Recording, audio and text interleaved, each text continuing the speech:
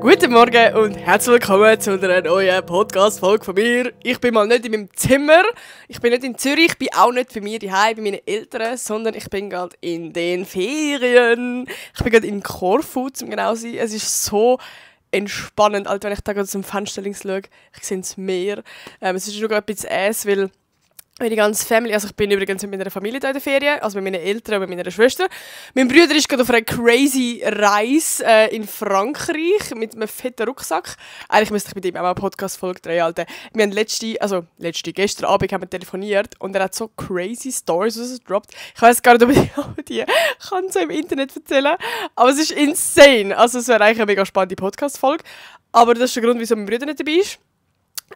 Auf was soll ich jetzt raus? Ah ja, auf jeden Fall, meine ganze Family ist jetzt gerade am Strand unten, während ich die Podcast-Folge am Aufnehmen bin, weil ich die noch muss aufnehmen muss, bevor das, also einfach, dass sie nicht so spät kommt und alles, ne?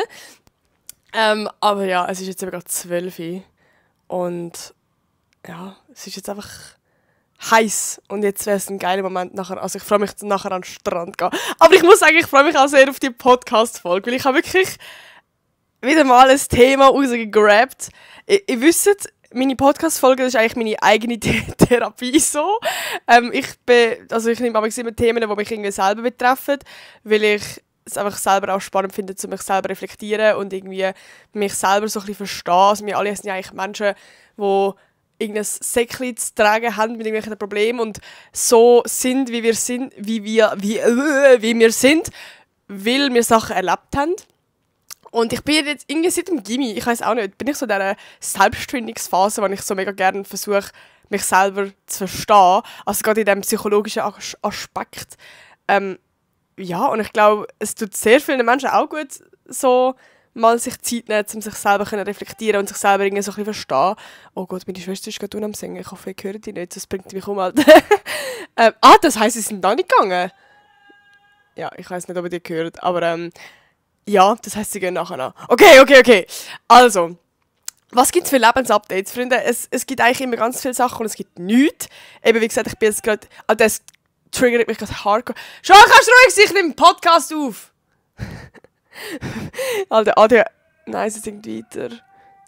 ADHS kickt gerade auf einem anderen Level. Ich kann mich gerade nicht mehr konzentrieren, weil gerade etwas aussen dran ist. Aber ja, zurück zu meinem Lebensupdate. Eben, ich muss gerade überlegen, was habe ich da eigentlich... Oh, mein Ohr ist gerade zu. Nein. Ja, das ist ein Punkt, Alter. Ich bin verkältet. Ich bin in der fucking Sommerferien bei wirklich fast 40 Grad. Also es ist immer so 38 Grad am Tag. Es ist fucking heiß. Und ich bin verkältet. Also das Frauenfeld war ja. Es war verdammt geil. Ich habe übrigens keine Podcast-Folge mit irgendeinem Menschen aufnehmen können. Es war ein bisschen was anderes gewesen. Also ich glaube, ich würde das jetzt alles nicht unbedingt besprechen, so in einem TikTok oder so, weil es einfach wieder kompletten Hate vergeben. Und ich habe das Gefühl, in diesem Kreis geht das noch eher. Wir sind ja letztes Jahr, also ich bin ja eingeladen worden vom Frauenfeld, für den Kurs ans Frauenfeld. Ich habe ja auch mein Praktikum vorher ja bei ihnen gemacht, also bei ihnen, so bei der Agentur, die für das Frauenfeld zuständig ist, gemacht. Merkt ihr, wie mein Hals, alles zu ist? Scheiße, Alter. Auf jeden Fall, ja, muss ich sagen, es war schon ein Unterschied zu letztes Jahr gewesen, weil letztes Jahr sind wir halt wie auf dem Gelände selber gewesen, also wir haben in so Container übernachtet, was ich sehr geil gefunden habe. Und dieses Jahr sind wir in einem Hotel gewesen. Und es tut eigentlich auch geil. Und ich muss sagen, ich bin im Nachhinein schon auch froh, gerade weil es so geregnet hat und so mega matschig und alles war. Ich glaube, für das war schon sehr geil in einem Hotel, aber ich sage mal, der Nachteil war halt wie, dass es immer so, wir haben immer einmal hin am Morgen, also um 3:30 mit dem Gar 40 Minuten und am zweiten Nacht hat es ein Gar zurück gehabt und sonst hättest du halt mit Taxi oder so, was sehr teuer ist, oder ÖV, aber das kannst du halt am zweiten am Morgen gibt es kein ÖV mehr. Das war so ein bisschen der einzige Nachteil gewesen. Also ich habe wie so das Gefühl, wenn du auf dem Gelände selber bist, dann erlebst du einfach viel mehr. Also dieses Jahr ist für mich das Frauenfeld so schnell umgegangen. Halt einfach, weil ich eigentlich nur so in dieser Zeitepoche quasi auf dem Gelände war und die andere bist halt eben im Hotel oder so. Und das habe ich letztes Jahr schon auch sehr gefühlt, dass du halt die ganze Zeit auf dem Gelände bist und viel mehr noch den Camping-Vibe hast, wo du so räudig musst duschen und alles. Ich fühle das ich finde, es gehört eben schon auch ein bisschen zum Festival irgendwie. Ich weiß auch nicht. Also ich glaube, nächstes Jahr würde ich einfach auch irgendwie ins Zelt gehen. Ich weiß auch nicht, ich fühle das irgendwie. Eben, es klingt im ersten Moment, also ich bin auch mega, mega dankbar, dass wir in einem Hotel haben können sein. Und eben, es ist auch im Nachhinein mega gut gewesen, dass wir haben können in einem Hotel sein, halt, weil es so geschifft hat. Aber halt gerade, wenn ich im Vergleich zu letztes Jahr kann sagen, ich habe das Gefühl, letztes Jahr habe ich das viel intensiver erlebt, ich habe viel mehr erlebt. Und ja, eben, ja, ich glaube, ihr checkt, was ich meine. Aber ich habe es gleich dieses Jahr auch mega geil gefunden. Ich finde, dieses Jahr hat es hure geile Acts gehabt. Alter, Shirin David ist ja mal insane geil gewesen. Aber, sorry, ich war hure enttäuscht von Nicki Minaj. Also ich bin jetzt so ein Mensch, ich kenne nur ihre 0815 Lieder. Und sie hat gefühlt die erste, also sie ist ja zuerst mal eine halbe Stunde oder 45 Minuten zu spät gekommen. So. Und dann hat sie während ihrer Show 3-mal einfach eine Pause gemacht, so eine 5-Minuten-Pause schnell, oder 2 Minuten, 3 Minuten, aber es ist irgendwie so Ewigkeiten vorgekommen. Es ist irgendwie so weird, du bist so da, am Abgehen, nachher hockst du wieder ab, wenn du einfach so am Warten bist. Das habe ich ein bisschen weird gefunden. Damit sie sich umziehen, eigentlich wäre es geil gewesen, hat sie einfach die ganze Zeit das gleiche Outfit. So, sorry, wer juckt ihr das Outfit? Nachher hat sie wirklich, also ich glaube, ihre Show ist eine Stunde oder so gegangen. Und wirklich die ersten 45 Minuten hat sie einfach Songs ballern, die einfach keine Sau gekannt hat. Also es ist wirklich schlimm gewesen. Es sind immer mehr Leute rausgelaufen, weil es einfach, ja, ich weiß auch nicht, voll und in den letzten 10 Minuten gefühlt hat sie dann einfach alle ihre Songs, die man noch kennt, hat sie dann zum Beispiel so «Starships, we're meant to fly», der hat sie dann also ballert und dann ist eigentlich wieder abgegangen, aber also ja, die ersten 45 Minuten sind einfach boring gewesen. Ja, bin ich ein bisschen enttäuscht gewesen. Und ich habe so einen Lieblingssong für ihr, der Wawabum, der «If you wanna give you one», warte mal schnell, jetzt kann ich nicht singen. Option, I wanna give you one last chance. Kennt ihr den? Den finde ich cool. Das ist so mein Song, wenn ich so im Bett hocke und keine Motivation habe. Ich lasse immer den laufen und dann kommt auf einmal so eine richtig fette Motivationsschub. Wenn ich so mein Zimmer aufräume und dann lasse ich so den Song laufen. Oder wenn ich mich so ready mache für den Club, dann lasse ich einfach so den Song laufen, weil dann motiviert mich. Dann kommt einfach so, der brennt einfach so Feuer unter meinem Arsch. Das ist ein richtig geiler Song. Und der hat es einfach nicht gespielt, Alter. Das ist wirklich richtig enttäuscht. Genau. Ja, das ist so ein bisschen update-mässig und jetzt bin ich so eben so ein bisschen sicko da in Korfu. Also nicht mega krank, eben einfach so ein bisschen arschverkältet, aber sonst geht es mir gut. Genau. Und ja, ich habe heute, ich weiß gar nicht, wie ich die Podcast-Folge nennen würde, irgendetwas mit Bestätigung von außen, bla bla bla. Weil es, wie gesagt, einfach ein Thema ist, wo mich immer mal wieder beschäftigt. Und ich habe eigentlich immer schon gewusst, das ist ein Thema, das mich beschäftigt und ich habe es teilweise auch so halbe Mal in Podcast-Folgen aufgegriffen. Und ich habe gedacht, jetzt ist der Moment gekommen. Ich habe auch überlegt, also immer wenn ich so in der Sommerferien bin, dann habe ich so Bock zum Bücher lesen. Und allgemein das Thema so Aufmerksamkeit hat mich immer schon ein bisschen beschäftigt, weil ich schon auch gemerkt habe, ich bin ein Mensch, wo immer mal wieder nach Aufmerksamkeit sucht. So sind wir ehrlich, jeder Influencer hat auch so ein bisschen das Problem. Wieso machen wir so Social Media? Nein. Und ich glaube, es gibt auch sehr, sehr viele Leute draussen. Aber ich habe eigentlich kein richtiges Buch zu diesem Thema gefunden. Oder vielleicht bin ich bin jetzt auch nicht so mega tief go recherchieren, was es da für Bücher gibt. Aber so einfach auf den ersten Blick habe ich irgendwie nichts wirklich gefunden. Und ich finde es eigentlich schon ein sehr spannendes Thema, weil ich habe schon das Gefühl, es betrifft ja irgendwie jeden, was so ein bisschen das Thema Aufmerksamkeit oder Bestätigung von anderen oder irgendwie so geht.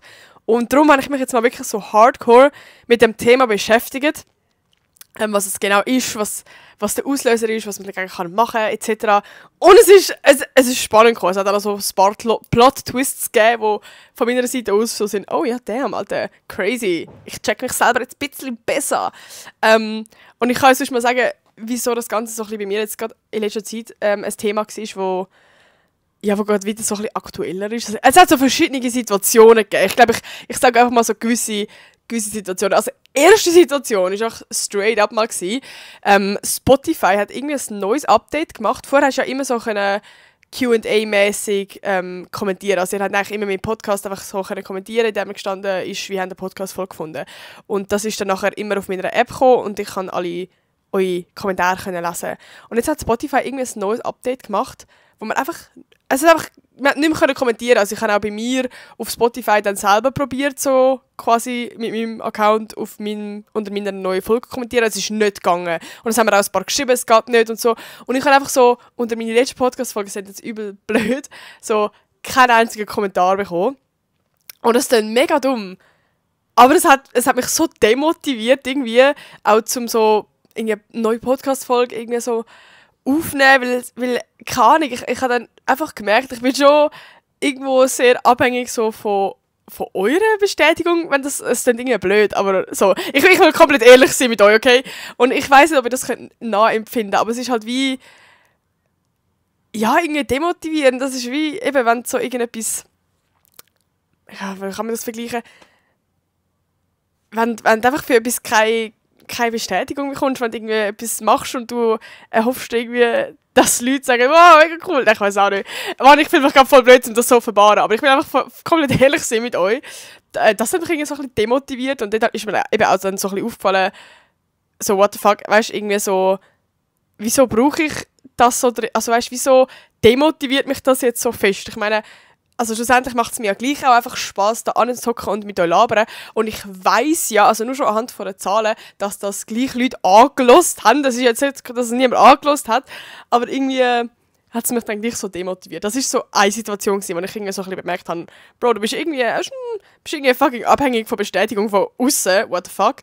Eine zweite Situation, wo mir aufgefallen ist, ich glaube, das Thema Hate war ja einmal so ein Thema gewesen, in meiner Podcast-Folge. Ich habe schon mal eine ganze Folge dazu gemacht und so.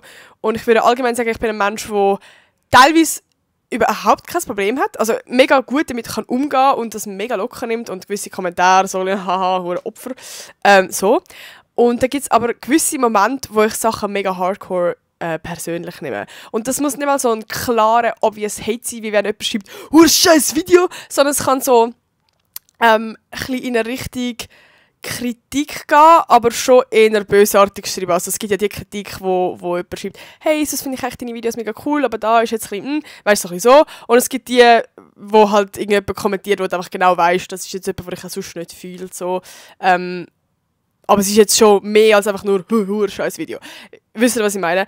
Und ich habe irgendwie so gemerkt, so vor 2 Tagen ist es, glaube ich, dass ich irgendwie so 2, 3 so Kommentare bekommen habe, die mich irgendwie so triggert haben. Also es ist allgemein ein grosses Thema, wo ich weiß gar nicht, ob ich mal eine Podcast-Folge dazu machen will. Der Can hat gesagt, ich soll eine machen. Also das ist noch die nachfolgende Dings. Ich habe dann nachher wie am Can angerufen, weil ich gesagt habe, Alter, ich habe wieder einen Kommentar bekommen. Und mich triggert jetzt wieder hardcore. Einfach so, mein Ego ist auch gerade im absoluten Minus dann so. Also wirklich, ich nehme das dann hure persönlich. Und es stresst mich auch hure selber. Der Can sagt selber so, Bro, du machst jetzt seit 6 Jahren Social Media. Langsam sollst du so ein dickes Fell bekommen und checken, dass das alles Menschen sind, wo dich nicht persönlich kennen und wo, also weißt du, wie, während die das schreiben, dann überlegen die sich wahrscheinlich ja auch nicht mega, also ja, es ist wie nicht so deep, wie ich es nachher nehme. Oder mehr, es sagt ja meistens gerade ein Hate-Kommentar mehr über die eigene Person aus als über mich.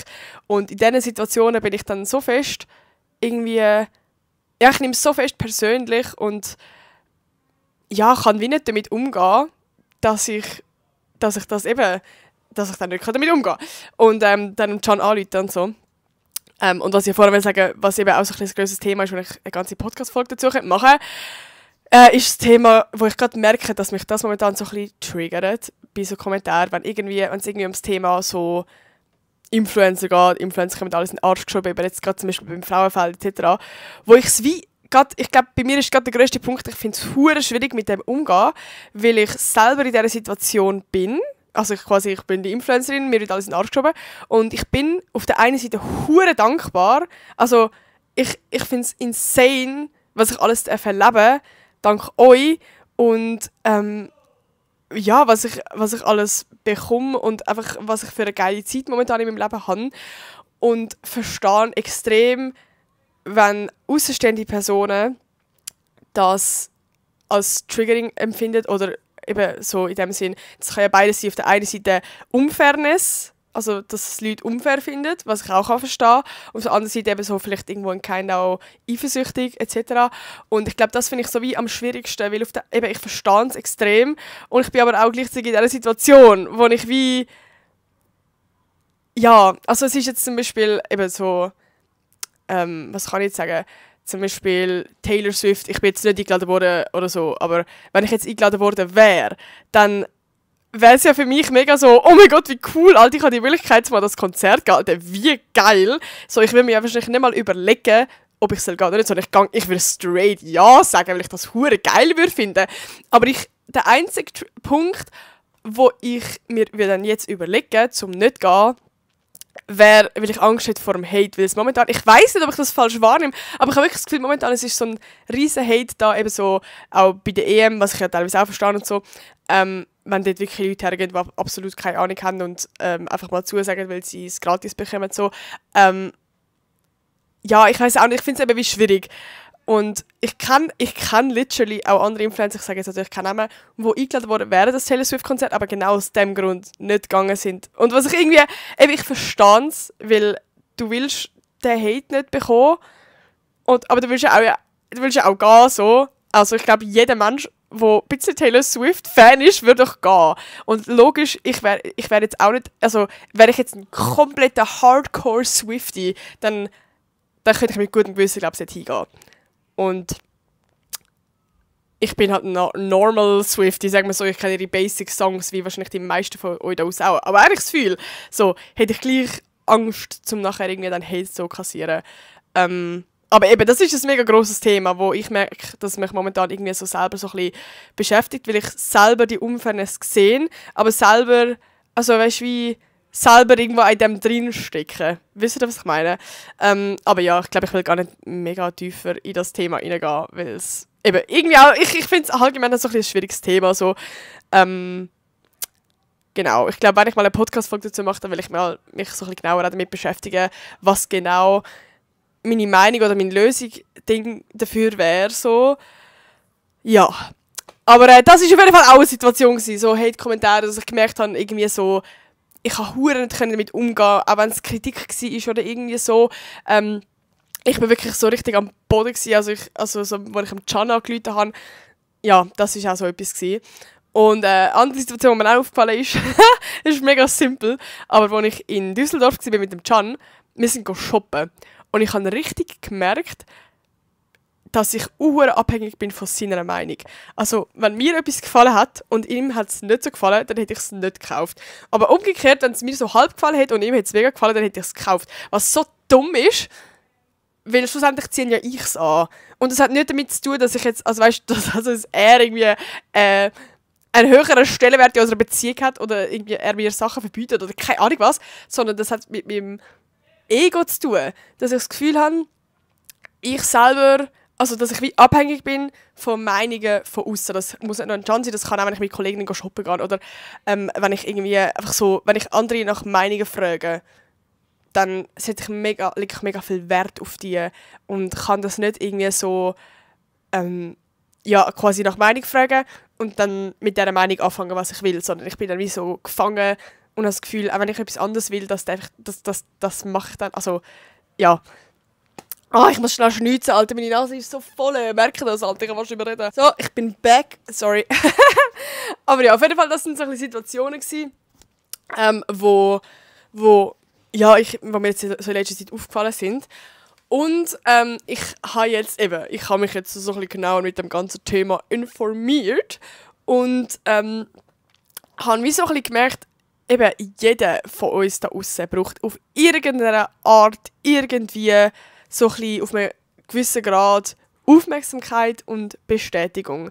Und das kann von jeglichen Situationen sein, das kann von den Eltern kommen, das kann von Freunden kommen, das kann vom Umfeld, Umkreis, es kann von Partnern kommen, es kann auch von Autoritätspersonen, wie jetzt eine Lehrperson oder so, kommen, mit guten Noten, bla. Das kann alles Mögliche sein. Eben zu einem gewissen Grad ist es ja irgendwie auch gesund. Und ich habe mich jetzt ja, wie gesagt, so ein bisschen tiefer mit dem Thema Aufmerksamkeit beschäftigt. Und ich kann euch jetzt mal genau sagen, was genau Aufmerksamkeit sind. Es gibt ja zwei Aufmerksamkeiten. So, das eine ist Aufmerksamkeit zum aufmerksam sein bei jemandem zuhören. Und von dem reden wir nicht. Wir reden von dem Aufmerksamkeit von anderen bekommen. So quasi, damit wir, wenn es so ein bisschen skiwerfermässig euch vorstellt, dass wir im Skiwerferlicht gerade sind. So. Und das kann verschiedene Gründe haben, warum wir das brauchen im gesunden Rahmen. Zum einen, um wie uns zeigen, dass wir wichtig sind, also indem eine andere Person uns zulässt, uns versteht, dementsprechend reagiert, so ein bisschen so. Die zweite Situation ist die Unterstützung und die Fürsorge, also dass wenn wir in einer schwierigen Zeit sind, wenn wir gerade am Boden sind, dass eine Person eigentlich uns hilft, uns aufbaut und ja, uns hilft, schwierige Zeiten zu überstehen. Das ist so ein bisschen der zweite Punkt. Und der dritte Punkt, der geht um Bestätigung und Anerkennung. Auf diesen Punkt gehe ich nachher vor allem dann ein. Da geht es darum, um Leistungen, um die also Leistung und die positive Persönlichkeit irgendwie zu bemerken. Und ja, und das sorgt dafür eigentlich, dass wir ein höheres Selbstbewusstsein oder eine Motivation haben oder so. Und ich glaube, gerade in diesem Punkt gibt es sehr viele Leute, ich eingeschlossen, die wie eigentlich abhängig davon sind. Also, dass wir eigentlich wieder ohne das gar nicht mehr leben können, weil wir uns selber die Bestätigung nicht geben können, sondern weil wir sie von anderen von außen brauchen. Aber was ich nachher sagen, alles in allem ist Aufmerksamkeit. Eigentlich, dass wir wir Menschen sind soziale Wesen und es ist wie so ein Grundbedürfnis von uns, zum zu spüren, dass wir nicht alleine sind, dass wir wertvoll sind und dass wir wichtig sind. Das ist so das Grundlegende und das ist das, wo jeder Mensch braucht, so die grundlegende Aufmerksamkeit. Und eben, wie gesagt, gerade beim Selbstwertgefühl, wo eben auch ich inklusiv bin, gibt es so die Leute, die das eben brauchen. Und ich habe das noch spannend gefunden, weil wir eben so ein bisschen die Anerkennung, wir brauchen die Liebe, wir brauchen die Wertschätzung und wir brauchen einfach Leute, die uns die Bestätigung geben. Und ich habe mich wirklich gefragt, wieso haben wir das? Von wo kommt das? Und also ich habe da ChatGPT, mein bester Freund und wie sagen wir, Freund und Helfer, so ein bisschen gefragt, von wo das kommt. Eben vielleicht kurz an dieser Stelle, falls ihr es noch nicht gemerkt habt, ich bin kein Psychologe und ich habe das auch nicht studiert, sondern ich bin einfach eine normale Studentin, die Kunst studiert, die absolut einfach ein normaler Mensch ist und jetzt nicht irgendwie eine Fachperson. Und meine Quellen sind ChatGPT. Also von dem her, ja, dass man das kurz an dieser Stelle noch schnell sagt. Aber grundsätzlich hat ChatGPT mir gesagt, bevor es kommt, ich glaube, es ist ja ziemlich selbsterklärend, aber hauptsächlich kann es von der Kindheit kommen. Das kann zusammenhängen mit den Eltern, dass die euch zu wenig Aufmerksamkeit gegeben haben. Das kann mit ganz kleinen Sachen sein, wenn ihr eine Zeichnung gemacht habt für sie und die haben sie nicht wertgeschätzt oder irgendwie auf die Seite gelegt und nicht wirklich angeschaut. Das sind so die kleinen Sachen, so die kleinen Lobsachen etc. Einfach so die Anerkennung der Eltern. Das ist so, gerade als Kind ist das mega ein Bedürfnis, das man hat, um sein Selbstwertgefühl aufzubauen, um einen Platz auf dieser Welt irgendwie so ein bisschen finden. Der zweite Punkt ist Mobbing. Ich glaube, da können auch sehr viele Leute relaten, unter anderem auch ich, wo du einfach erlebt hast, gerade in deiner Kindheit oder vielleicht auch später, vielleicht auch aktuell, dass eigentlich das komplette Selbstwertgefühl dir genommen wird, weil andere Menschen dir extrem das Gefühl geben, dass du nicht wertvoll bist, dass du eben vielleicht sogar das Gegenteil, dass du mühsam bist, dass dich niemand will, etc. Ich glaube, das macht schon sehr, sehr, sehr viel mit einem Menschen. Ja, gerade so im Kindesalter. Also ich merke schon extrem, dass das, glaube bei mir der Main Point ist, wo ich merke, irgendwie, ich werde gerade auch so ein bisschen emotional. Ja, genau. Ein weiterer Punkt kann ein Partner oder eine Partnerin sein. Also gerade so, wenn ihr irgendwie eine toxische Beziehung habt, das macht auch sehr viel mit dem Selbstwertgefühl. Ich glaube, allgemein kann man sagen, so Situationen, wo einem einfach Selbstwertgefühl genommen wird. So. Es können natürlich auch kleinere Sachen sein. Also zum Beispiel eben, wenn man die ganze Zeit schlechte Noten hat. Also das war ja mit meiner Schwester so ein bisschen immer das Problem gewesen, wo wir in der vorletzten Podcast-Folge darüber geredet haben, dass, dass man eigentlich wie die ganze Zeit nach Bestätigung sucht und immer das Gegenteil erlebt. Immer immer nur Kritik, immer schlechte Bewertung, schlechte Rückmeldung, dass man die ganze Zeit am Scheitern ist, Sachen, oder die ganze Zeit keinen Erfolg hat. Das sind so Sachen, die mega auch Selbstwertgefühl einfach komplett abdrücken. Und und was auch ein Punkt kann sein, eben so Freundeskreis, dass man in einem schlechten Freundeskreis ist, wo einem die ganze Zeit eben auch das Gefühl gibt, von man ist nicht wert, man ist nicht wertvoll, man ist anstrengend, man ist mühsam, die ganze Zeit einfach ein schlechtes Gefühl gibt. So. Und ich glaube, man kann das, wie gesagt, so ein bisschen zusammenfassen mit, dass es mit dem Selbstwertgefühl mega zu tun hat. Und ja, voll. Eigentlich genau das. Und ich habe es mega spannend gefunden. Das ist mir auch jetzt gerade vorher in meiner Recherche habe ich wie so ein bisschen allgemeine Punkte gefunden, wo das zeigen können. Also vielleicht habt ihr jetzt anhand von diesen Punkten, die ich vorher gesagt habe, so ein bisschen schon gesehen, hey, ja, da kann ich relaten, da bin ich irgendwie auch so ein bisschen so, wie ich gerade bin oder wie ich es beschrieben habe, dass ich schon ein Mensch bin, der sehr Bestätigung von außen sucht. Aber ich habe jetzt gleich noch so ein paar Punkte, also ich habe vorher ein YouTube-Video dazu geschaut, wo jemand das so, ein bisschen so genaue Punkte aufgezählt hat, wo man wie das so ein bisschen sieht. Und ich habe das noch spannend gefunden, weil also gerade beim ersten Punkt habe ich mich hure gesehen, und zwar nicht mit Kritiken umgehen. Ich habe ja wirklich mal eine Podcast-Folge zu diesem Thema gemacht.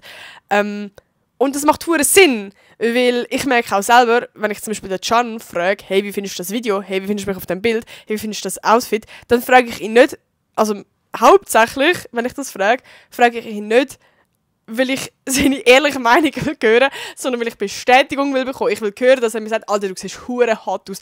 Alter, das ist voll das geile Outfit. Alter, das ist ein hure lustiges Video geworden. Und das ist eigentlich so, ich hasse es selber an mir. Das ist irgendwie so ein toxic trait, den ich selber so von mir hasse, weil es ist ja logisch, dass der Can dann seine ehrliche Meinung sagt. Und eigentlich ist ja Kritik so etwas Wertvolles, wo man daraus lernen kann, wo man sich verbessern kann, wo eine Sicht von außen ist, die man vielleicht selber nicht wahrnimmt. Und ich finde das so schade, dass ich selber irgendwie so damit struggle und so fest einfach nur eigentlich Fragen zum Bestätigung suchen und nicht wirklich ernst gemeinte Kritik. Und das hasse ich halt auch. Und ich möchte wirklich selber voll an mir schaffen, dass ich das irgendwie besser kann, auch wenn es verdammt schwierig ist. Aber ich habe es einfach spannend gefunden, diesen Punkt so nicht mit Kritik umzugehen, weil das genau der Grund ist, weil ich eigentlich einfach keine Bestätigung bekomme. Also darum, Kritik ist einfach das Gegenteil eigentlich von Bestätigung so. Und das ist eigentlich in dem Moment genau das, was wir nicht hören wollen und wir darum eigentlich genau so nicht damit umgehen können, weil wir eigentlich in dem Moment etwas anderes erwartet. So. Zweiter Punkt, den habe ich lustig gefunden. Also momentan ist jetzt bei mir jetzt nicht so das Thema, aber ich kann mir vorstellen, dass es vielleicht bei vielen von euch aus ein Thema ist. Und zwar so quasi Bestätigung, wie attraktiv man auf andere ist. Also Bestätigung von, je nachdem, von zum Beispiel vom anderen Geschlecht oder gleichen Geschlecht, je nachdem. Also bei mir war es damals extrem in meiner Single-Phase gewesen. Ich habe hure gemerkt, dass ich Bestätigung von Jungs brauche. Digga, ich habe mir Lavu abgeladen, nicht weil ich irgendwie Typen wirklich kennenlernen oder sonst irgendetwas machen, sondern ich habe einfach nur wollen, dass mir Typen schreiben, Bro, du bist fucking hot, Alter. Das ist no joke der einzige Grund gewesen. Das ist so schlimm eigentlich.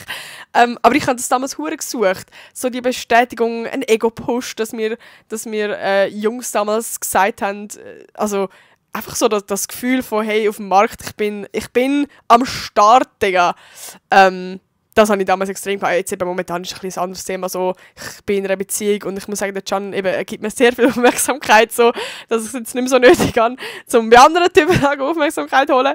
Aber ich will schon sagen, dass das irgendwo in mir innen schon wahrscheinlich so das Ding ist. Was habe ich aufgeschrieben? Andere Meinung als wichtiger als deine eigene Empfinden. Eben, das ist jetzt gerade so ein Beispiel mit dem Shopping oder so. Oder auch wenn ihr irgendwie so... das ist auch ein gutes Beispiel. Wenn ihr euch auf einem Bild schön findet und wenn das andere zeigen und die sind so, ja, es ist jetzt nicht so ein vorteilhaftes Bild von dir. Und dann zeigen sie aber wiederum ein anderes Bild, das sie vorteilhaft von dir findet und du findest es aber nicht so vorteilhaft. Aber also ich bin der gleiche Mensch, ich kann dann gleich das andere posten, das ich eigentlich nicht so schön finde, aber die anderen schön. So. Und das ist eigentlich so dumm. Weil eigentlich ist ja die eigene Meinung sollte ja am wichtigsten sein und nicht die von anderen. Also klar auch die von anderen, aber die sollen nicht über deine Meinung sein. Und das ist genau so das, was ich irgendwie auch so mega lernen, dass wenn ich nach anderen Meinungen frage, oder gerade wenn Kritik kommt, dann heisst es nicht, dass man dann muss die mega annehmen und genau so umsetzen, also dass es dann wie deiner Meinung widersprechen sollte, sondern du kannst eigentlich nachher mit dieser Meinung anstellen, was du möchtest. Du kannst die Meinung, also die andere Person kann dann erklären, warum sie die und die Meinung hat. Und wenn du das auch so siehst und quasi deine Meinung wechselst, dann ist ja fein. Aber wenn du eigentlich nicht dieser Meinung bist und es quasi wie über deine Meinung stellst, dann mach es nicht. Das ist fucking dumm. So. Das sind so ein bisschen die Punkte, die es so ein bisschen auch zeigen. Und ich glaube, ich habe jetzt schon genug lange darüber geredet und ich glaube, wir haben alle gecheckt, dass, also falls ihr das Problem habt, dann habt ihr bis jetzt sicher gecheckt, dass ihr das Problem habt. Und ich glaube, wir haben jetzt auch alle gecheckt, eben, dass es mit dem Selbstwertgefühl zu tun hat. Dass euer Selbstwertgefühl am Boden ist, dass ihr selber nicht genug uns sicher fühlt, ohne Bestätigung von außen. Also, dass ihr euch selber die Bestätigung nicht könnt geben. Ich glaube, das ist so ein grundlegendes Problem in dieser Gesellschaft, wo mega viele Leute haben. Also, ich werde so oft immer gefragt, Nati, du bist so selbstbewusst, kannst du machen? Ich bin absolut nicht selbstbewusst, wie ihr gesehen habt. Aber ich bin auch selber so ein Mensch, ich will so gerne wissen, was kann man machen, zum Selbstbewusstsein. Ich glaube, es gibt nicht so eine komplette eine Lösung, die alle diese Probleme zerstört. Ich wünsche, es gäbe es halt, dass du einfach so eine Tablette kannst fressen und dann bist du selbstbewusst. Aber die gibt es nicht. Und ich glaube, es ist auch so ein längerer Prozess, den man machen kann. Je nachdem, zu einem gewissen Grad, ist es sicher auch hilfreich, zum Hilfe rauszuholen, also von einer Therapie und so. Ich habe mir das ja auch mal überlegt, so. Weil ich glaube, ich bin der Meinung, dass jeder Mensch eigentlich eine Therapie, also dass ihm das wird gut tun, so. Weil wir haben, wie gesagt, jeder Mensch hat irgendwelche Probleme. Und gleich ist es aber natürlich auch, also nur schon, wenn ihr die Podcast-Folge jetzt gehört habt, oder vielleicht auch schon an dem Punkt gewesen sind, wo ihr das mal selber reflektiert habt, sind wir schon an einem mega guten Punkt. So, einfach, weil ihr dann mal so ein bisschen checkt, hey, von wo ist das Problem gekommen. Also nur schon, wenn ihr mal checkt, von wo der Ursprung von dem Problem ist. Also ich merke zum Beispiel, bei mir hat das so mit dem Mobbing hauptsächlich zu tun, dass ich wie dort extrem erlebt habe, dass mir das Gefühl gegeben wird, ich bin wertlos und so. Und ich glaube, gerade darum suche ich dann auch mega Bestätigung von außen, also ich suche mega danach, dass Leute mir genau das Gegenteil zeigen. Hey, Nati, du bist wertvoll, du bist cool, du bist super, du bist gut so wie du bist. Und ich selber kann es mir halt nicht geben, weil ich halt wie das damals vielleicht auch so genau erfahren habe. Ich habe aber gleich so ein paar Punkte aufgeschrieben, wo ich eben jetzt gerade in meiner Recherche vorher so herausgefunden habe, wo ich auch voll kann sagen, ja voll. Ich glaube, das wären genau so die 3 Punkte, wo etwas würde ändern. Auf jeden Fall für den Anfang. Und wo, ich glaube, wenn man die länger durchzieht, auch wirklich in Zukunft etwas ändern. Und ich glaube, der erste Punkt ist sehr wichtig. Und zwar, du bist dein grösster Kritiker. Ich habe das ja auch schon mal in der Podcast-Folge gesagt. Ich finde das mega krank, wie viel das ausmacht, was du dir selber für das Gefühl gibst. Und man hat immer das Gefühl, das kann man selber nicht steuern, aber das kannst du selber steuern. Und ich selber bin also ich bin wirklich mein grösster Kritiker. Also ich selber sage mir eigentlich immer wieder, Bro, du bist hässlich, du bist uncool, du bist anstrengend. Also ich selber gebe mir eigentlich extrem das Gefühl und darum steigere ich mich auch so fest rein und brauche so fest Bestätigung von außen, dass mir Leute genau das Gegenteil sagen, weil ich mir selber das so fest sage. Und ich glaube, die innere Stimme muss man mega können switchen. Also gerade beim Thema Selbstbewusstsein und Körper und so, also was äußerlich anbelangt, habe ich ja auch in meiner Podcast-Folge gesagt, Bro, sag dir mal selber in den Spiegel, du bist schön, sprich's mal aus. Und ich glaube, das sind legit einfach so Sachen, wo man im Alltag mehr muss ich selber sagen. Also wenn ich merke, die sind gerade in einer Phase, wo ihr so komplett wieder euch selber abmacht, dann also es klingt irgendwie so simpel und ich weiss, es ist so in der praktischen Umsetzung nachher so viel schwerer, aber in dem Moment musst du dir selber widersprechen. Du musst selber sagen, nein, Bro, du bist fucking geil. Ja, ich weiss nicht. Ich finde es mega schwierig, das so können wirklich dann umzusetzen. Aber ich will es wirklich probieren und ich hoffe, ihr da draussen probiert es auch. So, weil eben, ich glaube, würden wir uns selber, unser inneres Bild aktiv mal ändern, wäre das also das ist ja eigentlich das Main Problem so. Und ich glaube, wenn wir das mal aktiv wirklich versuchen zu ändern, also so quasi fake it till you make it, selber fake it, auch wenn ihr wirklich im tiefen Inneren euch selber jetzt gerade nervig findet oder so, dann sagt, Alter, nein, ich bin nicht nervig, ich bin gerade lustig, ich bin gerade mega cool, ich bin gerade voll bla bla bla. Dann kann das schon sehr viel ändern. Zweiter Punkt, eigene Entscheidungen treffen. Das ist jetzt eben gerade zum Beispiel auch so im Shopping, auf deine eigene Meinung am meisten Wert legen, so quasi dir selber so ein bisschen treu sein. Und zwar unabhängig von anderen. Also, gerade eben auch wenn es um Entscheidungen treffen geht, was gibt es da für Situationen? Halt überall, man muss die ganze Zeit im Leben Entscheidungen treffen. Und ich glaube, ich bin schon so ein Mensch, der sehr fest, also ich kann das mega schlecht, Entscheidungen treffen. Ich bin ultra schlecht in dem. Also nur schon, wenn mich jemand fragt, wenn wir essen, Bro, ich hatte das im Praktikum gehabt, dann war so mein letzter Tag und dann haben alle gesagt, Nati, du kannst entscheiden, wo wir gehen essen. Alter, ich war überfordert, weil mein Kopf war viel zu fest dann war. Alter, was ist, wenn ich jetzt etwas sage und alle haben gar keinen Bock auf das? Und was ist, wenn eben einfach so mainly das? Und nachher Ich hoffe, ihr hört das nicht. Nachher sind wir etwas essen, wo ich keinen Bock hatte, aber es ist mir egal, ich habe es dann runtergeschluckt. Also, blöd gesagt. Also, ich wäre natürlich jetzt nicht in dieser Situation gewesen, wo ich nachher gesagt hätte, also ich hätte eigentlich schon keinen Bock auf das, sondern ich hätte eigentlich von Anfang an einfach können sagen, hey, wenn wir Pizza essen, ich habe gerade verdammt Bock auf Pizza. Und es wäre safe für niemand jetzt so ultra schlimm. Also, weißt du, wie für mich ist ja jetzt, ich habe ja jetzt auch, wir sind nachher auch irgendwo essen gegangen, wo ich jetzt nicht so ultra Bock hatte, aber es ist jetzt nicht so schlimm. Also weißt du, ich meine, es ist jetzt nicht so hardcore schlimm für mich gewesen. Und es hätte ja auch können sein, dass die Person, die jetzt das nachher vorgeschlagen hat, also wir sind griechisch gegessen, glaube ich, so die Person, die griechisch vorgeschlagen hat, vielleicht haben alle anderen auch keinen Bock gehabt. So. Es ist ja wie, es juckt hure nicht und ich hätte einfach von Anfang an meine Meinung können sagen und meine Entscheidung treffen, hey, jetzt gehen wir Pizza essen. So, Punkt. So eigene Entscheidungen treffen, so. Genau. Und dritter Punkt, wo sicher auch mega vielen kann helfen kann, irgendwie so das Umfeld wechseln. Also, ich finde das mega schwierig, weil eben dort, wo ich gemobbt wurde, ich hätte auch nicht einfach das Umfeld wechseln können. Das ist ja auch eine scheiß Situation. Du bist halt gerade eben so, wenn du in einer Klasse bist, du kannst nicht so schnell die Schule wechseln. Ja, es ist verdammt schwierig. Aber falls ihr in einem Freundeskreis seid, wo ihr merkt, der tut euch verdammt nicht gut, ich habe das Gefühl, Freundeskreise kannst du immer noch einfacher wechseln. Ich weiss, es ist eben gerade verdammt schwierig, wenn du in der Schule bist, dann bist du so ein bisschen gefesselt an die Leute. Aber nicht zwingend. So.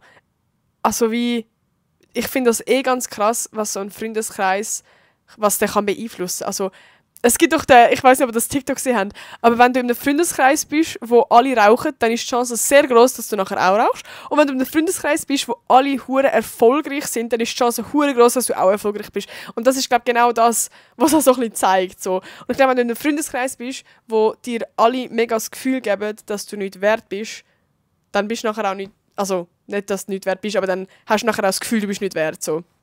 Und darum, allgemein Freundeskreis ist mega wichtig. Und allgemein Umfeld, wenn ihr ein Umfeld gerade habt, dann distanziert euch. Probiert euch irgendwie zu distanzieren von dem. Oder sucht euch einen Gegenpol. Sucht euch, also gerade jetzt, wenn es zum Beispiel um Eltern geht, das kannst du jetzt auch nicht einfach sagen, ja, also ciao. Sondern dann sucht euch einen Gegenpol. Sucht euch gerade Freunde, die euch das Selbstbewusstsein, wo euch beweisen, also wie soll ich das jetzt sagen, das ist jetzt gerade ein bisschen widersprüchlich, weil es soll ja nicht mega gegen rauskommen, aber es soll wie, dass ihr nicht nur in einem Umfeld sind, wo euch komplett das Selbstbewusstsein abdrückt, sondern einfach ein gesundes Umfeld sein. So, Punkt. Genau, ja. Und das sind so ein bisschen die 3 Punkte gewesen. Falls ihr sonst noch irgendwelche Punkte habt, wo euch irgendwie helfen, gerade so das Thema Selbstbewusstsein und Selbstwertgefühl aufbauen können, dann schreibt es gerne einen Kommentar. Jetzt gibt es ja offiziell Kommentare, Alter, die ich liken kann, also ballert mal rein. Es nimmt mich sehr wunder, ich glaube, ich kann jetzt eben auch antworten. Das habe ich vorher nicht können. Das wird spicy, da gibt es eine nice Konversation zwischen uns, mal endlich, Alter. Also darum, ich freue mich wirklich über jeden Kommentar. Also, egal, was ihr jetzt gerade im Kopf habt, kommentiert es. Es nimmt mich wunder. Ich will wissen, wenn ihr so eine Podcast-Folge hört, was sind eure Gedanken dabei?